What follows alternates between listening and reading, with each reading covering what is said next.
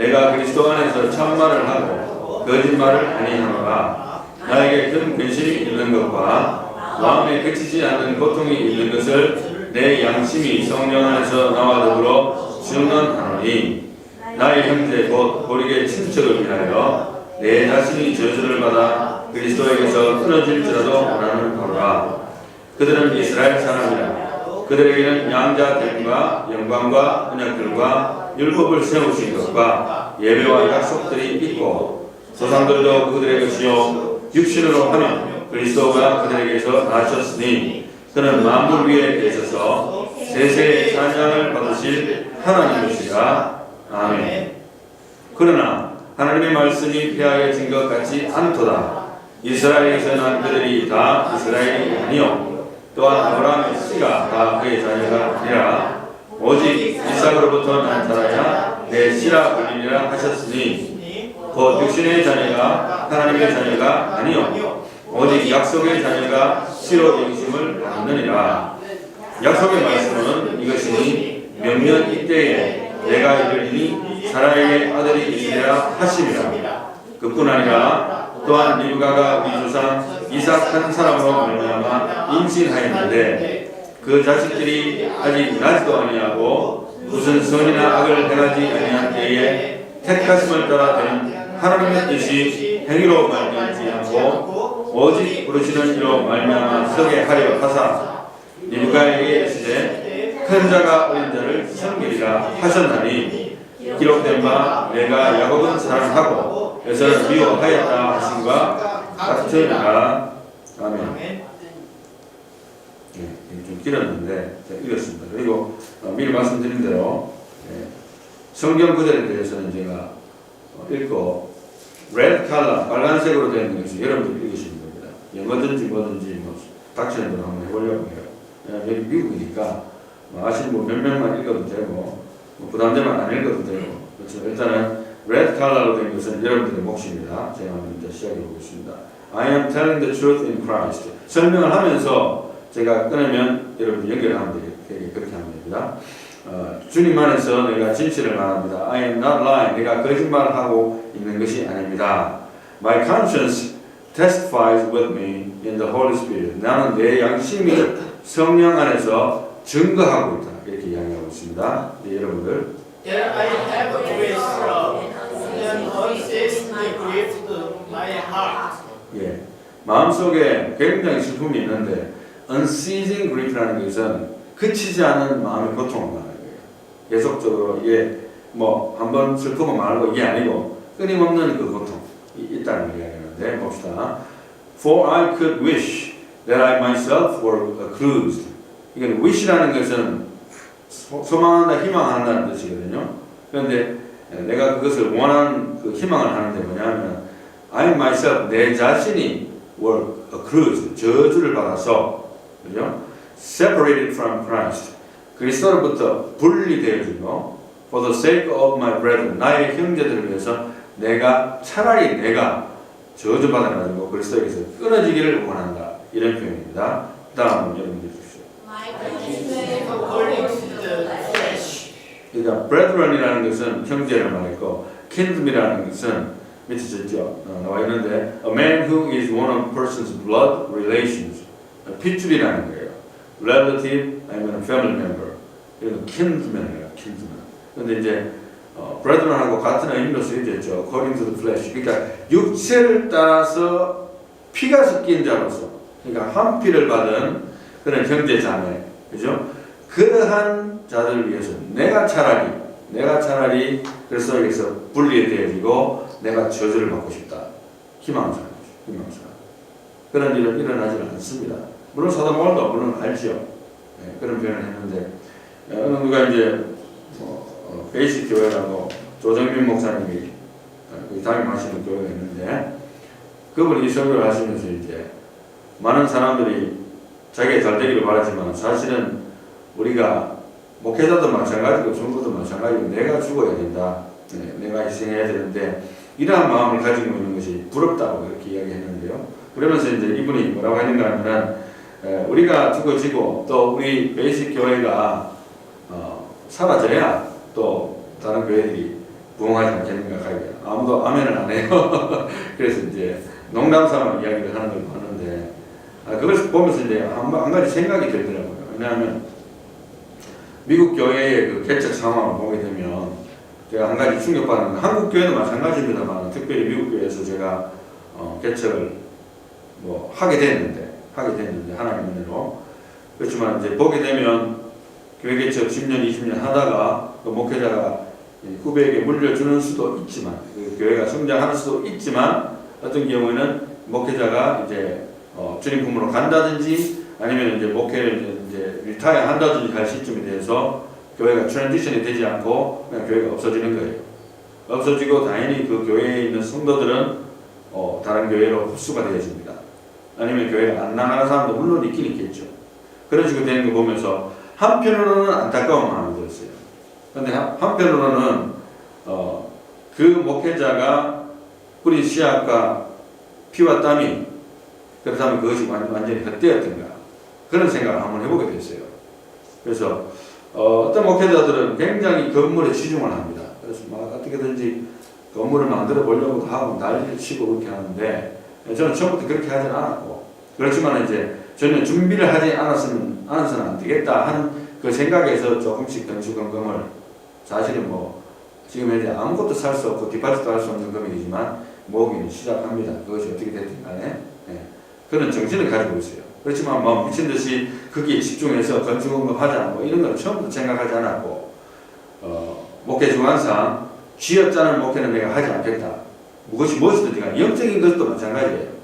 막 해서 푸시를 해가지고 사람들 이렇게 해가지고 나중에는 번아웃 되는 거. 목회자도 번아웃 되고 성도도 번아웃 되고 그런 걸 원하지 않습니다. 자발적인 걸 제가 원하기 때문에 처음부터 그렇게 하지는 물론 않았죠.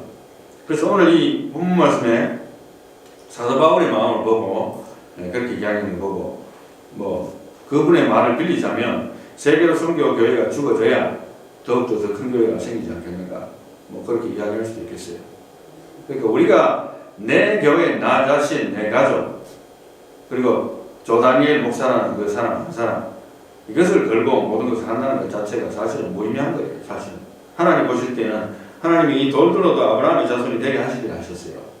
하나님 못해서 그렇게 안 하는 것은 아닙니다. 그러한 차원에서 우리가 항상 이 사도 바울을 이해를 해야 될 줄 압니다. 자, 다음 구절은 4절 여러분이 먼저 읽어주세요. So are the Israelites to whom wisdom belongs to 예, 빨간색만 읽으세요. 예. 사도 바울의 고륙이라고 한다면은 누굽니까? 이스라엘 사람인 거예요. 사도 바울도 이스라엘 사람이고 물론 이분은 이제 태어날 때부터 로마 시민권을 가졌어요. 럭키가 그 면에서는 그냥 그때 당시로는 로마가 최고니까 마치 지금의 미국 시민권과 같은 그런 뜻인데 그것을 가지고 있었는데 어찌됐든 이스라엘 사람입니다. 그리고 to whom belongs the adoption as sons. 뭐냐면은 양자된 adoption입니다. 그죠? 양자되는 특권을 받은 족속이라는 거예요. 이스라엘 족속이. 그리고 and the glory and the covenant. 그리고 하나님으로부터 받은 그 영광스러운 직분들도 받고 그리고 약속들, 언약들도 받고 and the giving of the law. 그리고 율법도 받았고 제일 먼저 다른 민족들은 율법이라는 거 구경도 못했어요. 그렇지만 이스라엘 백성들이 먼저 받았습니다. The temple service and the promises. 그리고 예배들과 하나님의 약속들도 다 받았어요. 몽땅, 그죠? 몽땅 다 받은 거예요. 독점한 거예요. 독점. 어떻게 보면 얄미울 정도로. 그래서 우선권이 영적인 우선권이 주어진 거예요. 성경적으로 이야기한다면은 먼저 된 자입니다. 먼저 된 자가 이스라엘 백성입니다. 근데 이제 마태복음 20장 16절에 나중된 자로서 먼저 되고 먼저 된 자로서 나중되리라 하셨는데 거기 그 스토리 비유적인 스토리로 예수님께서 말씀을 하셨습니다. 그래서 어떤 포도원에 일을 시키려고 하는 오너가 장에 나가 보니까 사람들이 놀고 있는 거예요. 그래서 당신들 일 좀 하라 내 포도원에 와가지고 부탁을 합니다. 그래서 3시에도 나가서 3시는 제3시는 오전 9시입니다. 그래서 예수님 시대와 오늘날 시대의 그 시간의 변경을 위에다가 도표를 제가 만들어 놨는데 제3시에도 가고 그 다음에 제6시에도 가고 정오입니다. 그리고 제9시에 오후 3시에도 나가고 또 이제 해가 지기 바로 직전 해가 지기 바로 직전인 11시 그러니까 말하자면 오후 5시 그쯤에도 또 나가보니까 또 놀고 있는 사람이 있는 거예요. 당신들 와서 내 포도원에 와서 좀 일을 해라. 그래서 와서 일을 하고 이제 해가 지니까 일 못 하잖아요. 뭐 지금 저 불이 있는 것도 아니고 그래서 전부 다 이제 1시간만 마지막에 온 사람 1시간만 일하고 끝난 거예요. 근데 이 주인이 참 재밌는 것은 페이를 이제 지불을 하는데 일당을 주는데 제일 마지막에 왔는 사람부터 주는 거예요. 1시간 일한 사람부터 딱 주는데 $1를 줬어요. $1. 근데 이제 나중에 먼저 왔던 사람들 아침에 오전 9시에 왔던 사람들이 그러면 이제 $1 받았으니까 이제 우리한테 보너스가 되겠구나 이제 기대를 한 거예요. 그런데 웬걸 받으니까 또 $1 더 주는 거예요. 그래서 도저히 자기 생각으로는 이게 용납이 안 되니까 주인에게 컴플레인을 합니다. 아니 우리는 지금 현재 하루 종일 땡볕에 고생하고 하루 종일 고생했는데 $1 더 주고 저 사람들은 1시간만 와가지고 일을 했는데 $1 더 준다는 게 말이 되냐고. 그러니까 주인이 화를 내면서 내가 당신하고 약속한 거는 $1 다니까 난 당신하고 약속 지켰다. 그렇지만 나중에 와서 1시간만 일한 사람에게도 내가 $1 더 주는 게 내 뜻이다. 내 것을 가지고 내 마음대로 하는데 네가 왜 난리냐는 거예요. 이게 바로 하나님의 섭리예요. 나중된 자로서 먼저 되고 먼저 된 자로서 나중 되게 하든 말든 그건 none of your business. It's my business. 그게 하나님의 뜻이라는 거예요.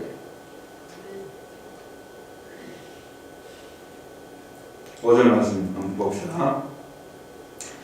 Whose are the fathers 그리고 조상들이 있고 and from whom is the Christ according to the flesh. 육체적으로 한다면 예수 그리스도가 육체적인 족보상으로 볼 때에는 연결이 되는 거예요. 아브라함과 다윗의 자손인 거예요. 육체적으로 그 뜻입니다. 이제 여러분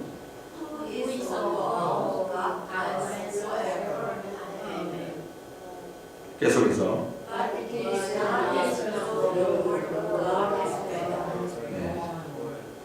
결국에는 하나님 예수님에 대해서 who is over all 결국에는 예수님은 God blessed forever 아니면 예수님은 하나님께서 영원히 축복하신 그런 분인데 육신으로는 말하자면은 이스라엘 백성들 줄기로 아브라함은 다윗의 자손의 줄기로 나오셨다 이렇게 말했고 6절 말씀에 But it is not as though the word of God has failed 그렇지만은 하나님의 말씀이 실패한 것 같지는 않다 이렇게 이야기하는 거예요.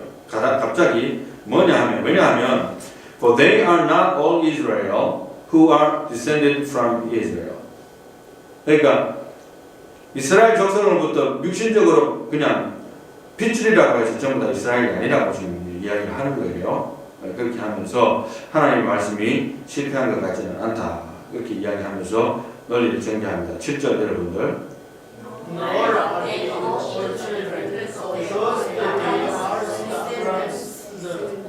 그리고 단지 아브라함의 후손이라는 그 이유만으로 모두가 하나님의 자손은 아니라는 것을 이야기하는 거예요. 그러니까 육신적인 족보 그것이 자기의 영적인 것을 지켜주지는 못한다라고 얘기를 이미 해주고 있어요. 이미 우리가 로마서 초반부에 이미 많이 다뤘습니다. 그런 이야기고 이면적 유대인이지 표면적 유대인이 아니다.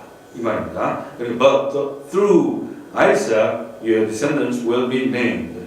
그리고 이삭을 통해서만이 너의 아브라함의 그 후손들이 일컬어질 것이다. 하나님의 자손으로 일컬음을 받을 것이라는 거예요. 그러니까 이삭은 약속을 받은 자손입니다. 그렇지 않으면 다른 사람들은 약속받지 못한 사람들은 족보에 오르지 않는 거예요. 영적인 족보에는 안 오른다는 것을 이야기를 해줍니다. 이스마엘과 같은 사람들은.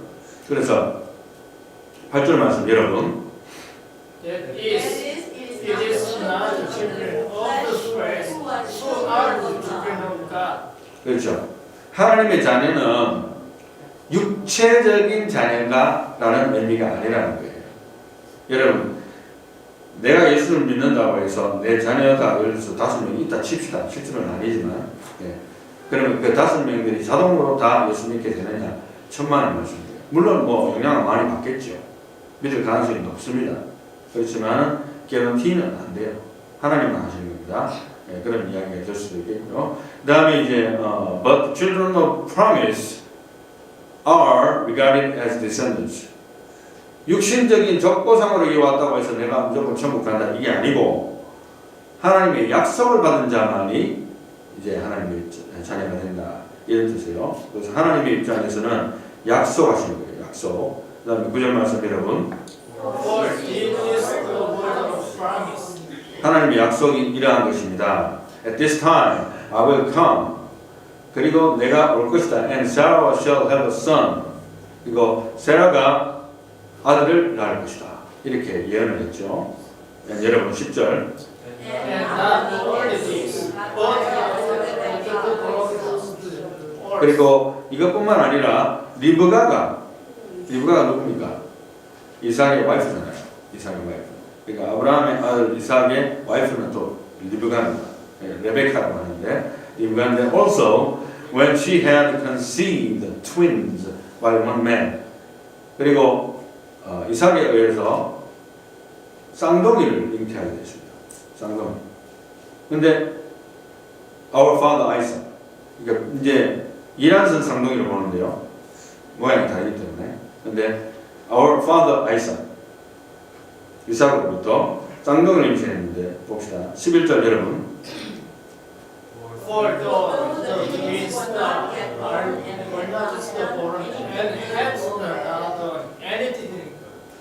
그런데 그때 당시로 이 아이들이 태어나기도 전이고 그 태어나기 전이기 때문에 어떤 선한 거나 나쁜 거나 할 수가 없잖아요. 태어나기도 전인데 그죠? 그럴 때에 so that God's purpose according to His choice would stand. 하나님의 목적이 뭐냐 하면은 자기 자신의 choice가 would stand. 확실하게 서리하기 위해서. 다른 어떤 조건이 아니고 내 자신이 스스로 선택하기 위해서. 하나님만이 선택하는 것을 stand 하기 위해서. 이 뜻입니다. 그리고 여러분들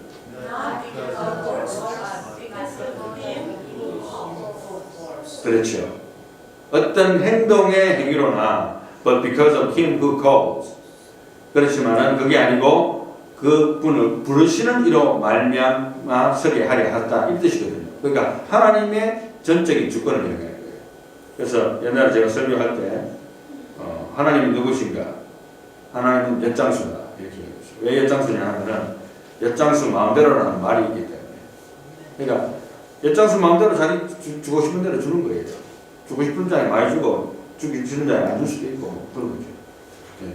절대적인 주권을 이야기할 때 이야기하는 내용입니다. 그래서 하나님의 절대적인 주권으로 그들을 택하신다는 거예요. 자, 12절 말씀. It was said to her. 그리해서 그녀에게 말씀이 메시지가 전달되기를 뭐냐 하면은 여러분들 이게 무슨 말입니까? 큰 자가 어린 자를 섬긴다는 거예요. 이 말이 안 되잖아요. 형이 동생을 섬겨야 되는 거예요. 그런데 이미 메시지는 주어졌고 그 스토리는 여러분들이 이미 압니다. 뭡니까? 야곱이 자라나면서 엄마하고 짝짝꿍이 돼가지고 이건 좋은 방법은 물론 아닙니다. 하나님이 이 방법을 안 썼다 해도 분명히 야곱을 축복하셨을 거예요. 저는 그렇게 믿어요. 그렇지만은 일이 될라 하다 보면은 그렇게도 됩니다. 그 야곱 속에는 내가 축복을 받아야 되겠다는 그 야망이 완전히 폭발할 정도로 있었던 거예요. 형을 제끼싸고.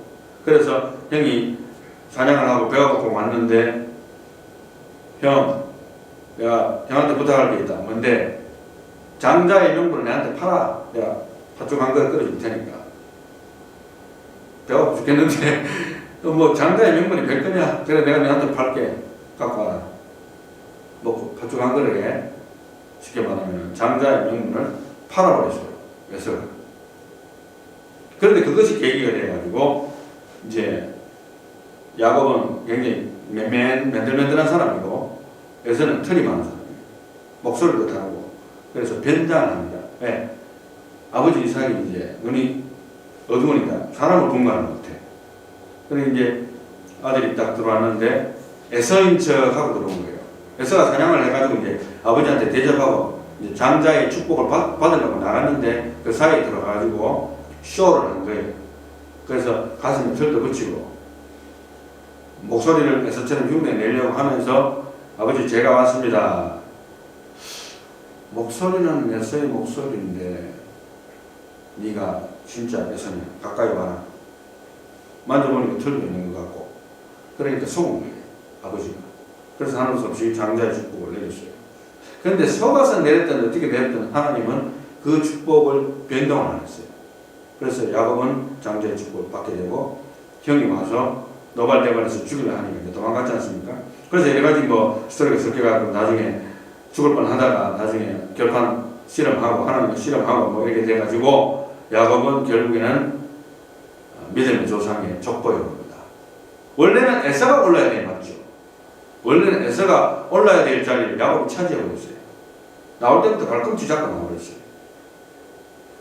그래서 13절에 Just as it is written 성경에 기록되었으되 Jacob I loved 내가 야곱은 사랑하고 but Esau I hated 에서는 내가 미워했다.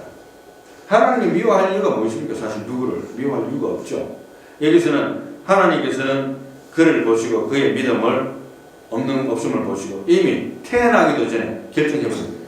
이게 이제 predestination이 해가지고 논란이 많은데 전에도 제가 이야기했듯이 우리가 이해하지 못한다고 해서 성경을 부정할 수는 없다.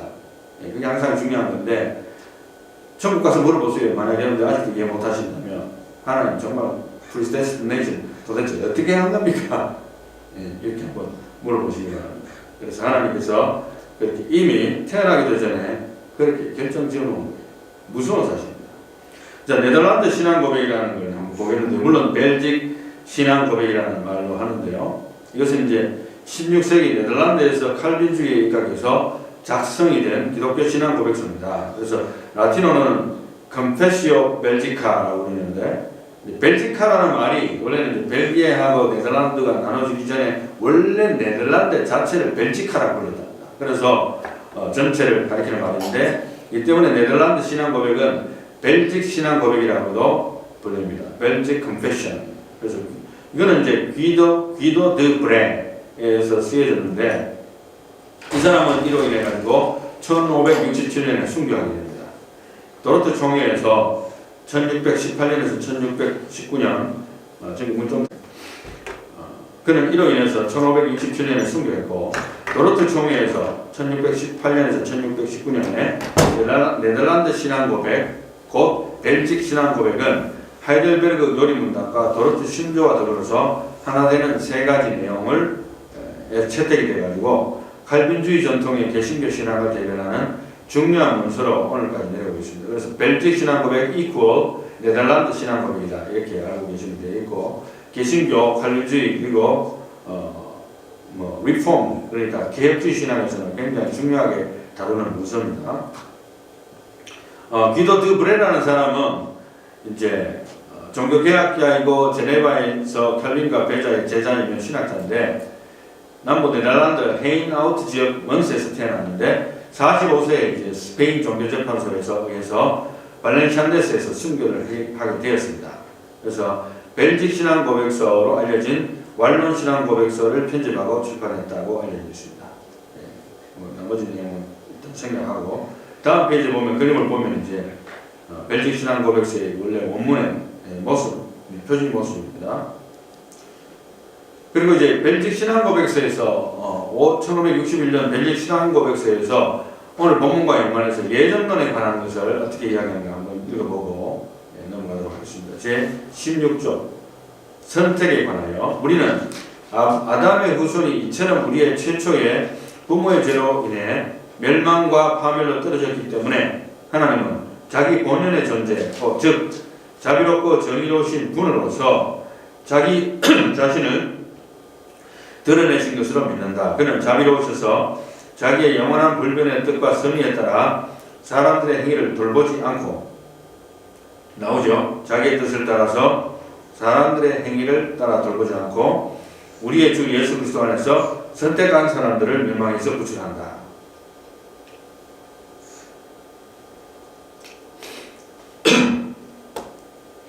그런 정의로우심으로 그 밖의 사람들은 자기들이 스스로 개입된 타락과 멸망에 그대로 보내주신다 이렇게 이야기합니다. 네, 그 다음에는 이제 야곱은 사랑하고 에서는 미워했다. 여러분 다 읽으십시오. I love but Esau I hate.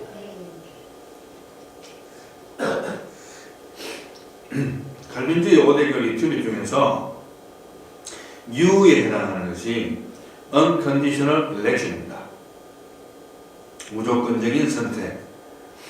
우리가 지난번에 가수에서 한번 했습니다만 김순영의 내가 너를 사랑함이라 그 가사에 보게 되면 내가 너를 사랑하는 이유는 내가 죄를 짓지 않아서가 아니라 내가 너를 못 유지하고 사랑하는 까닭은 내가 너를 영원히 사랑합니다. 내가 너를 사랑하는 이유는 내가 너를 영원히 사랑하기 때문이다. 이렇게 이제 노래 가사를 지었는데 너무나 맞는 것 같아요. 하나님께서 여러분들을 무조건적으로 선택하는 거예요. 누가 어떻게 잘생겼기 때문에 누가 뭐 선행을 했기 때문이 아니라 아무런 조건 없이 하나님의 전적인 의지로 아무런 조건 없이 선택을 하는 겁니다. 그러니까 우리가 하나님 앞에 찬양할 수밖에 없고 또 그 선택에는 하나님의 영원한 사랑이 포함되는 거예요. 그러니까 여러분들은 하나님의 사랑에 의존해서 있기 때문에 절대로 우리가 믿음을 잃어버리겠다, 구원을 잃어버리겠다 하는 생각을 하지 않게 되고 마음이 평안해집니다. 왜 내 같은 사람을 구원하셔서 하나님을 알게 하셨습니까? 주님, 어젯밤에 내가 그런 기도를 하게 됐어요. 왜 냅니까? 나보다 더 나은 사람 많은데 그렇게 기도를 원래 해본 적이 별로 없어요. 저는 솔직히 뭐 다른 내용으로 기도하는데 본문 말씀 생각하면서 그런 생각이 좀 들어서 하나님 왜 나를 택하셔가지고 하나님 알게 하시고 또 하나님 말씀을 전하는 사람으로 삼으셨습니까? 더 잘하는 사람도 많을 텐데 왜 냅니까? 계속 기도해도 하나님 아무 말 안 하시더라고. 예, 어찌됐든 그렇게 이제 방금 그렇게 기도를 했는데 이제 결론입니다.